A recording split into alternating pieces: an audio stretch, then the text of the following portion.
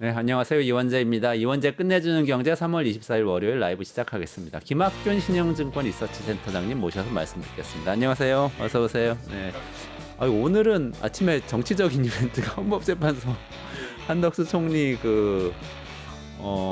탄핵안에 대한 결정이 있었는데 저는 뭐 그 결정의 내용보다도 금융시장을 보니까 환율이 그 순간에 엄청나게 막 요동을 치더라고요. 네, 뭐 전체적으로 보면 원달러 환율이 다른 나라 통화가 떨어지는 걸 보면 많이 좀 떨어져야 되는데 요즘 잘 안 떨어지고 있습니다.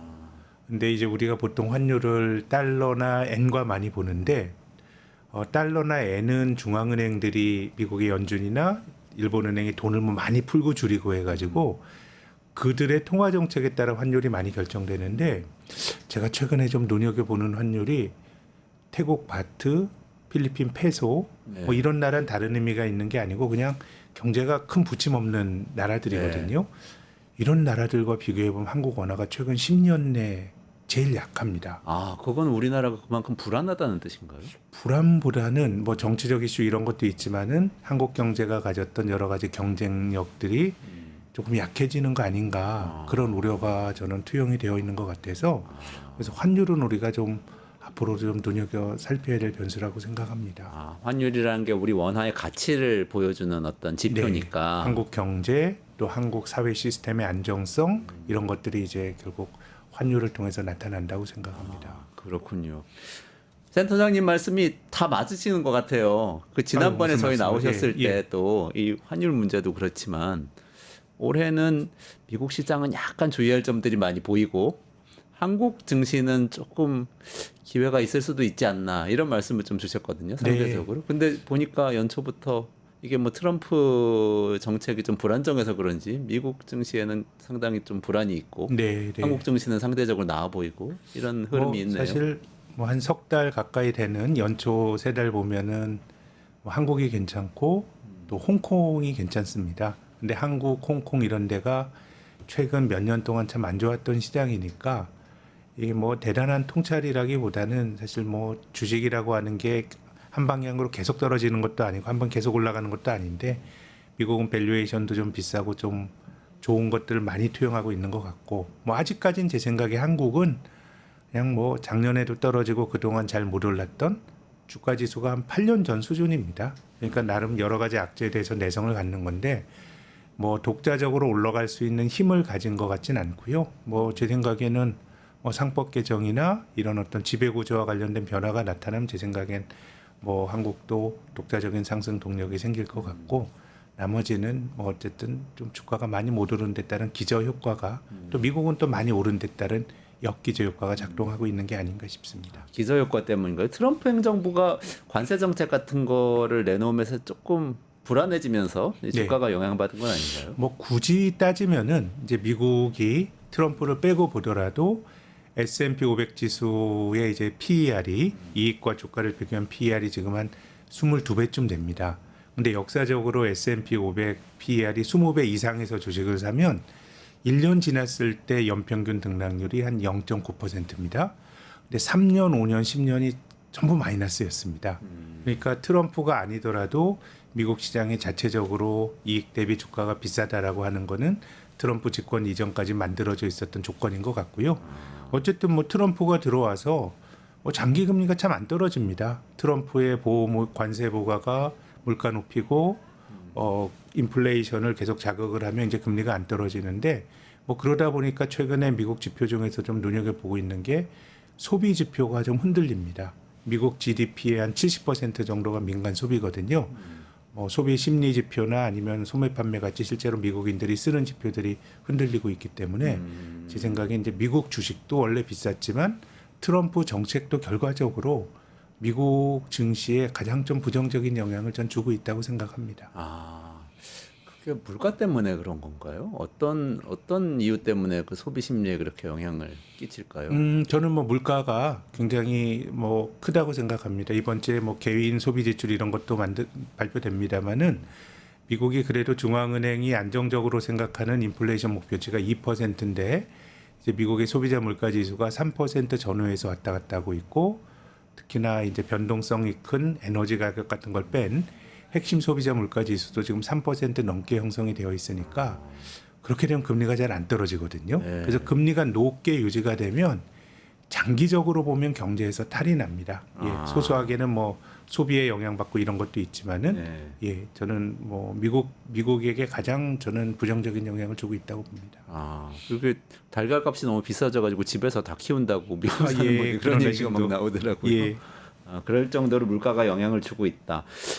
근데 그 빅테크 기업들은 사실은 물가의 영향이나 이런 것하고는 좀 독립적이지 않습니까? 보통 정책 영향을 많이 받나요? 어쨌든 제- 요즘 좀 안 좋은 것 같아 제 보이는데. 생각에는 그냥 뭐 많이 오른 것 같습니다. 엔비디아라든가 테슬라나 네. 저는 위대한 기업이라고 생각하는데 이들이 현실에서 장사를 하면서 물건을 만들고 유통을 하고 돈을 버는 과정은 앞으로 장기간 펼쳐질 텐데 이 주식 투자라고 하는 거는 이 기업이 앞으로 먼 미래의 벌돈까지도 한꺼번에 투영할 수가 있거든요. 그러다 보니까 기업은 본질적으로 훌륭하지만은 주가가 기대를 많이 투영하고 있으면은 상당히 부담이 될 수 있는데 앞서 말씀드린 것처럼 이제 미국 시장을 대표하는 S&P 500 지수의 PER이 20배 이상 넘어간 적이 사실 별로 없었습니다. 뭐 닷컴 버블 때 지금 그 정도거든요. 이제 그러다 보니까 저는 뭐 트럼프라든가 이런 요인들도 분명히 있지만은 미국의 빅테크 기업들은 기대를 상당히 많이 좀 선반영하고 있는 거 아닌가. 마이크로소프트 예를 들고 싶은데요. 네. 마이크로소프트가 한 25년 전 닷컴 버블 때도 나스닥에서 시가총액 1위였습니다.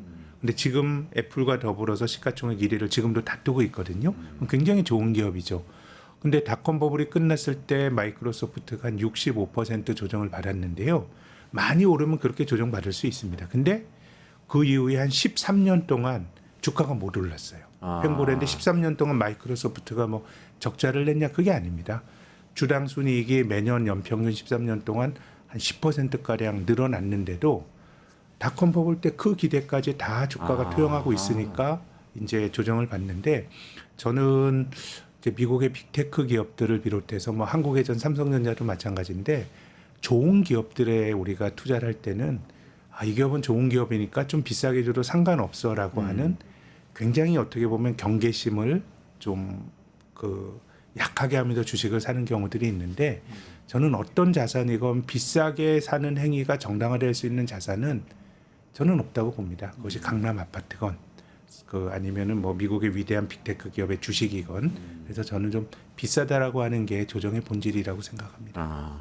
위대하고 아니고 이런 게 중요한 게 아니라 실제 나중에 낼 이익에 비해서 너무 가격이 그렇죠. 높게 형성된 것. 그러니까 제 생각에는 빅테크 기업에 투자하는 거는 이 기업이 나빠서가 아니고요. 네.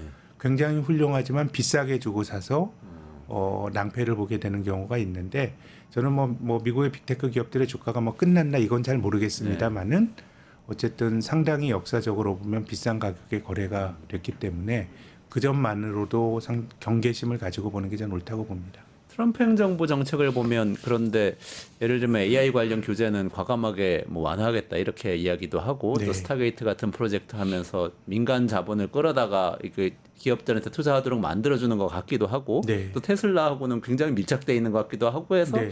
이게 정책이 뭔가 빅테크들한테 우호적인 쪽으로 가는 거 아니야 이런 기대도 좀 있지 그럼요. 않나요? 지금 뭐 논란의 일론 머스크가 이끄는 테슬라 주식이 작년 11월 대선에서 트럼프가 이기자마자 한 달 동안에 100% 가까이 올랐다가요. 12월 이후 지금까지 한 반토막이 났습니다. 50% 조정을 받았어요. 그래서 저는 이제 그런 것들이 여러 가지로 뭐 긍정적인 영향을 주는 것도 맞는데 어쨌든 그동안 빅테크 기업이 길게 보면 10년, 짧게 보면 코로나 팬데믹 이후로 많이 올랐기 때문에 상당히 어지간히 좋은 것까지는 이제 주가가 많이 반영하고 있는 거 아닌가 생각합니다.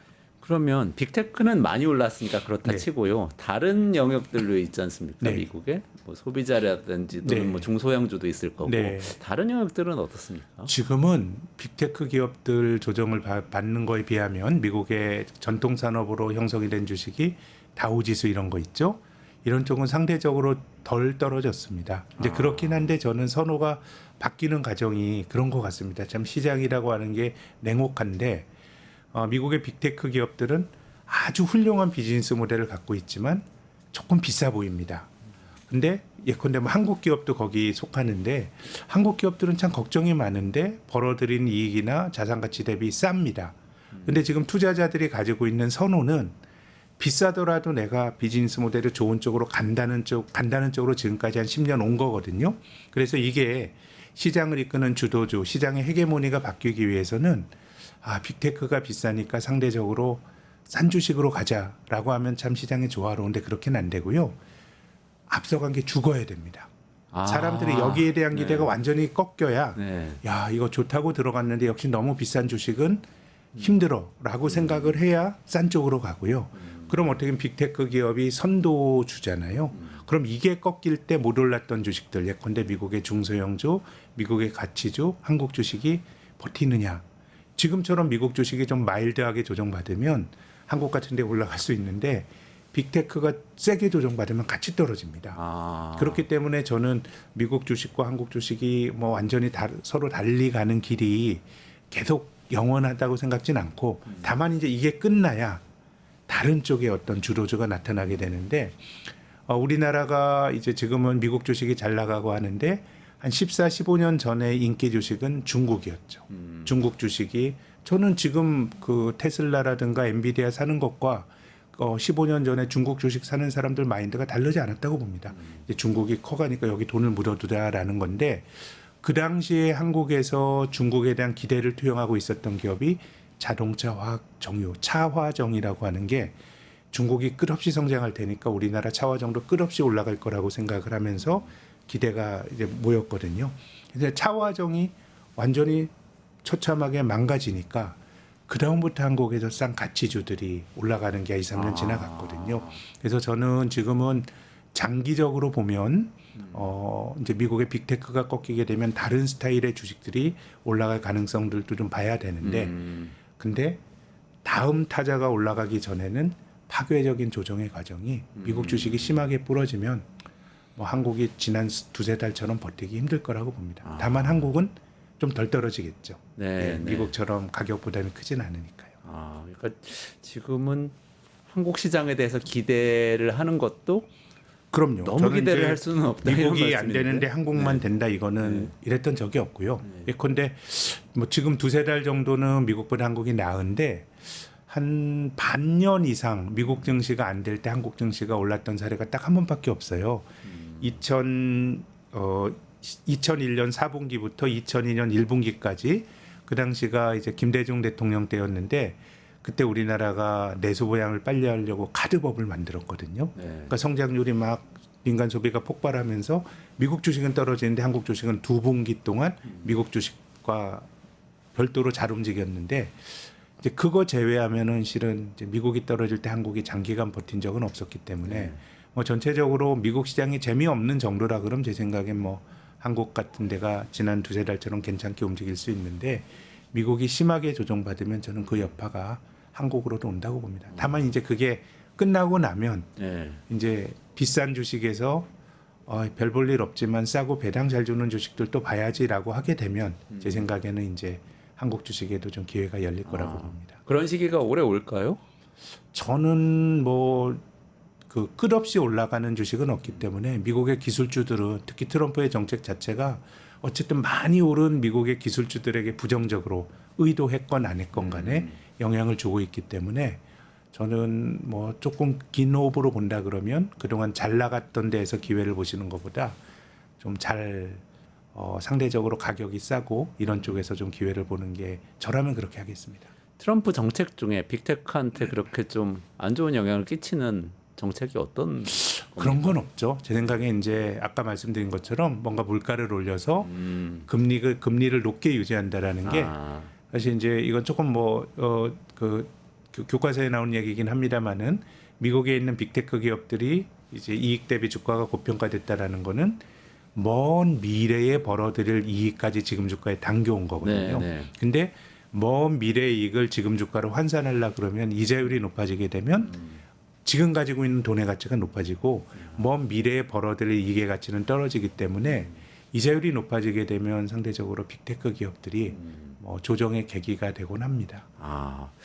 이게 차분히 설명해 주셨지만 좀 무시무시한 얘기일 수도 있는데 올해에 굉장히 큰 변동성이 생기고 미국 네. 기술주에 또 네. 사실 뭐 선도주라는 게 바뀔 수도 있고 그게 네. 우리 시장에도 굉장히 영향을 크게 미칠 수도 있다. 네, 기술적 붕괴론 이제- 같이 들리기도 하는데요. 예, 근데 뭐 저는 사실 뭐 이것이 뭐 올해뿐만 아니라 미국 기업들이 좀 비싸다는 생각을 오랫동안 가져왔는데 그 기간 동안에 미국 주식이 많이 올랐기 때문에 뭐 절대적인 기준으로 듣지 마시고 다만 네.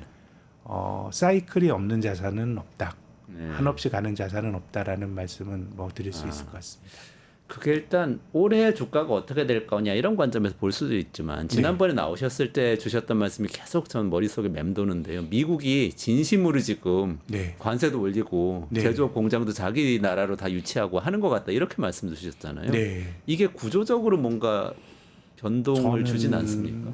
그런 변화를 주고 있다고 생각합니다. 그러니까 일기 트럼프 행정부 때와 지금 트럼프 행정부 때의 관료들의 말이 다른 건 뭐냐면 사실 2016년 대선에서 승리한 트럼프 일기 정권 때도 경제학자들이 보호무역 쓰면 미국도 힘들어요. 물가 비싸지고 인플레이션도 생기고 그랬을 때 트럼프가 별다른 말을 안 했어요. 이건 필요하다 그랬는데 요즘 이제 미국 주식이 3월 들어서 막 나스닥이 3% 밀리고 이럴 때는 이제 트럼프의 워딩이 바뀌었죠. 힘든 건 알아. 나도 아는데 그건 우리가 감내해야 돼. 최근에 경기 침체에 대해서도 그랬잖아요. 경기 침체에 대해서도 뭐 경기 침체가 오지 않겠느냐라고 그 폭스뉴스라고 하는 우파 그 방송과 인터뷰할 때 물어보니까 트럼프가 올 수도 있지. 그래서 제가 뭐 사실 트럼프의 생각을 알 수는 없지만 적어도 이 고통을 감내해야 된다라고 하는 주장 자체는 조금 그 일기 때와 달라진 것 같고 그리고 트럼프 내각에 있는 여러 사람들의 말 예컨대 월마트 같은데 되게 적대적이에요. 월마트가 미국 소비자들 싸게 물건 소싱해서 싸게 팔지만 네. 우리가 소비자로 살아야 되지 않고 우리는 생산자로 사는 게 중요하고 그런 관점에서 보면 니네들이 싸게 가져서 파는 게 미국 경제에 도움이 안 된다 뭐 이런 정도를 얘기를 하니까 저는 뭐 미국 경제가 흔들리고 미국 주식시장이 흔들리고 그렇게 되면 저는 뭐 정책이 바뀔 수도 있다고 보는데 상당히 많이 흔들려야 이 사람들이 좀 바뀔 수 있지 않을까라는 생각이 들고 그런 정책 자체가 저는 특히 미국의 빅테크 기업들에게는 트럼프 행정부의 의도와 무관하게 많이 오른 주식에 뭔가 좀 파열구를 내는 그런 쪽의 정책이기 때문에 저는 미국의 기술주들이 트럼프 행정부 정책에 가장 취약하다고 봅니다. 아, 그렇군요. 아니, 저는 그런 말씀을 해주시는 게 굉장히 흥미로운 게요. 어떻게 보면 좀 진보적인 정책적인 사고하시는 분들이 예전에 월마트 비판도 많이 하시고 네. 그러면서 아니 생산을 직접 우리나라에서 우리나라 노동자들이 한 제품을 비싸더라도 쓰면서 그렇게 일종의 자강론이죠. 민족 네. 경제론처럼 네. 그렇게 해야 건전한 경제가 되는 거 아니냐고 진보적인 분들이 많이 네. 말씀하셨는데 트럼프가 그런 얘기를 한다고 하시니까 굉장히 흥미로운 그리고 거예요. 또 19세기 말에 미국의 맥킨리 대통령 얘기도 많이 합니다. 이 사람이 1896년도에 대선에서 이제 이긴 다음에 그 후로 공화당이 장기 집권했고요. 그러니까 대공황 때 루즈벨트가 들어오기 전까지 이제 공화당이 장기 집권한 시기가 열렸고 그때도 뭐 관세를 물리기도 했지만 그 당시에도 독점 자본에 대해서 좀 이제 반기를 들었었습니다. 그때 JP 모건이나 록펠러라든가 이런 사람들에 대해서 맥킨리 다음에 이제 시어도 루즈벨트 대통령인데 이 사람이 이제 반독점에 대한 그 깃발을 들었거든요. 사실 그런 것들이 어떻게 보면 공화당의 정책과 안 맞는다고 할 수도 있지만은 좀 트럼프의 정책도 뭔가 뭐 독점 자본 이런 거보다는 뭐 러스트벨트에 있는 노동자들 얘기라고 뭐 하기 때문에 제 생각에는 일기 때보다는 좀 역사 공부를 많이 하고 네. 자기 내적인 어떤 논리적 구조들은 저는 확신범이 된 것 같아요. 그게 궁극적인 지향점이 뭘까요? 근데 어떤 경제 구조를 만들게 되는 거예요? 저는 지향이 있다기보다 한쪽으로 과도하게 나갔던 것에 대한 반작용이라고 생각합니다. 그 비전까지도 제가 못 읽을 수도 있지만 단지 제조업 안 하고 금융만 했던 것에 대한 성찰, 특히나 그 코로나 팬데믹을 겪으면서 이게 과도한 분산이 좋지 않다. 이게 말레이시아나 이런데 코로나가 도니까 이제 자동차도 못 만들고 차량용 반도체가 그렇기 때문에 제 생각에는 과도한 분산에 대한 어떤 성찰 또 제조업이 빠진 금융업만 돈놀이만 했던 것에 대한 성찰이 있는 것 같고 그래서 부정해야 될 상은 있는데 이것이 어떤 목적으로 갈지는 명확치는 않지만은 어쨌든 기존에 자기들이 걸어왔던 길과는 좀 다르게 가겠다라고 하는 거는 여러 경로를 통해서 좀 느껴집니다. 어쨌든 제조업을 직접 하겠다. 네. 미국이 직접 자기 나라 영토 안에 공장을 네. 두고 노동자는 또 미국인 노동자들을 써서 네. 하는 제조업을 하겠다. 이게 뭐 잘 된다는 이런 사실 보장이 없죠. 이제 TSMC가 피닉스에 공장을 열었는데 생각보다 늦게 됐어요. 일단 인건비가 비싸고 사람도 없고 잘 된다는 보장은 없지만 어쨌든 그 지향으로는 이번 트럼프 행정부가 한번 그 실험이라면 한번 그런 실험을 분명히 하지 않을까. 또 이게 뭐 트럼프 행정부 때뿐만 아니라 이건 바이든과도 연속성이 저는 있다라고 생각합니다. 근데 그렇게 되면은 우리나라 같은 나라는 어떻게 됩니까? 우리나라, 대만 뭐 이런 나라들은 사실은 뭐 중국도 그렇습니다만 제조업을 직접 해가지고 그걸 네. 수출을 해가지고 네. 먹고 사는 나라였잖아요. 그러니까 이제 우리 주식이 한 8년 전 수준이고 앞서 말씀드렸던 태국과 필리핀 통화와 비교해도 원화가 좀 약해지는 것 같습니다. 장기적으로는 좀 걱정이죠. 우리가 세계화 시대의 모범생이었는데 이제 그런 기회들이 조금 협소해지는 것 같아서 좀 걱정이 됩니다. 우리나라는 어떻게 해야 됩니까? 그러면 수출 제조업 시대가 막을 내리는 건가요? 뭐 그래도 이게 당장 뭐 아까 미국이 또 잘한다는 보장이 없으니까요. 그래도 뭐 시간은 남아 있지만은 예전보다는 우리가 가졌던 기회가 좀 협소해지지 않을까라는 생각이 들어요. 그게 제 생각에는 이미 일본보다 낮은 금리, 한 7, 8년 횡보하는 주가 이런 걸 통해서 나타나고 있다고 생각합니다. 그러면은 트럼프가 또 이제 관세 4월부터는 보편 관세 매기겠다고 하고 뭐 일부 품목별 관세는 또 뭐 좀 보류할 것처럼 이야기를 하기도 했습니다만 그게 나오면 또 우리 시장에도 영향이 오겠네요. 예, 근데 이게 뭐 어떤 강도로 나올지 그런 불확실성 자체가 지금 투자자들이 걱정하는 것 같습니다. 그렇군요. 그 어떻게 보세요? 그러면 실제로 트럼프는 지금까지 공언해온 대로 높은 관세를 우리나라 같은 동맹국에게도 적용할 것이다. 이렇게 예상하는 게 뭐 합리적인. 그럴 수 있다고 생각하고 우리가 그 대응을 하고 계획을 세우는 게 맞지 않을까 생각합니다. 그렇군요. 알겠습니다. 오늘 말씀을 좀 여기까지 들어야 될 것 같은데요. 네. 예. 김학구 센터장 모실 때마다 해안을 많이 주셔서 감사드립니다. 예. 여러분들 조금만 기다리시면 끝내주는 경제 두 번째 코너로 넘어갈게요. 이정환 슬로우 뉴스 대표 나오셔서 최근에 문제가 됐던 한화 에어로스페이스 이야기, 거기 주주 가치하고 관련해서 어떤 문제가 있는지 살펴보도록 하겠습니다. 센터장님 고맙습니다. 감사합니다. 뉴스토마토가 12.3 내란을 막아낸 시민영웅 1000명 찾기 프로젝트를 진행합니다. 내란을 막고 탄핵 소추를 이뤄낸 시민영웅 1000명을 찾아내 대한민국 민주주의의 역사로 기록하고 시상의 본보기로 삼음으로써 민주주의를 더 널리 확산하기 위한 프로젝트입니다. 이 과정에 직접 참여했거나 참여자를 추천해 주실 분들은 우측 제보하기 QR코드나 아래 메일로 추천 및 제보해 주세요. 많은 참여 바랍니다. 뉴스토마토와 함께해 주실 분들을 기다립니다.